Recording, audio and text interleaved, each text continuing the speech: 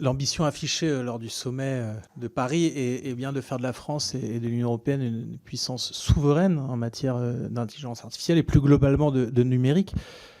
Alors, c'est pas facile, hein, on va pas rentrer dans les yaka faucons, mais je pense que le chemin qui est pris n'est pas le bon.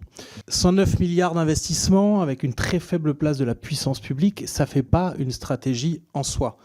Donc, je pense par exemple à Mistral, qui est allié à Microsoft dans cette affaire. Je pense au fonds d'investissement Emirati, qui annonce 50 milliards en France pour une école, mais qui en même temps est partie prenante du projet Stargate d'OpenAI. Quelle garantie avez-vous pour qu'il y ait un cloisonnement ? Parce que les gens d'OpenAI ne veulent pas que du bien.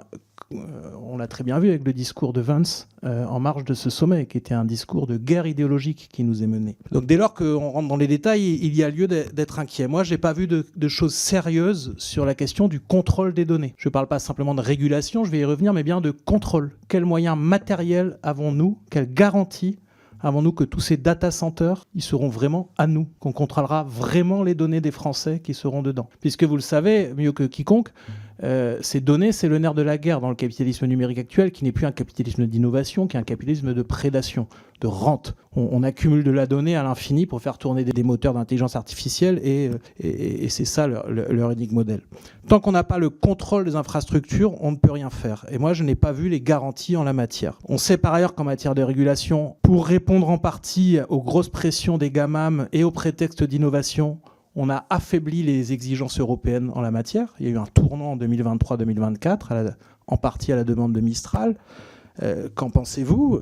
Moi, je veux bien l'innovation, mais à un moment donné, il faut de la protection aussi. Pourquoi la France a poussé à la baisse certaines réglementations européennes, notamment qui nous concernent directement sur les fake news, vous l'avez très bien dit, que ce soit du côté russe, du côté chinois, mais également du côté des États-Unis. Il y a des attaques en règle contre nos modèles démocratiques, y compris de la part de gens qui sont présentés comme des partenaires.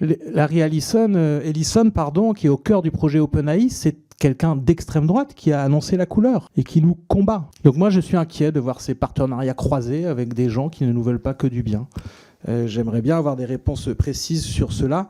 Et enfin, parce que pour éviter les yaka faucons, j'ai parfaitement conscience qu'on ne remplace pas en quelques années l'absence pendant 30 ans d'une vraie politique industrielle et de s'en être remis uniquement au marché quand les autres, à commencer par les Américains, s'en remettaient à la puissance publique. Mais peut-être qu'une manière de contourner ce retard et de pallier le manque de possibilités de jouer dans la même cour, on ne va pas mettre des milliers de milliards de dollars, peut-être que ne faudrait-il pas revenir à une stratégie qui parte des besoins réels, plutôt que d'être dans une compétition qui n'a pas de sens à la puissance avec les États-Unis dans le domaine. Partons des besoins réels et faisons une intelligence artificielle et du numérique qui partent des besoins économiques, sociaux réels.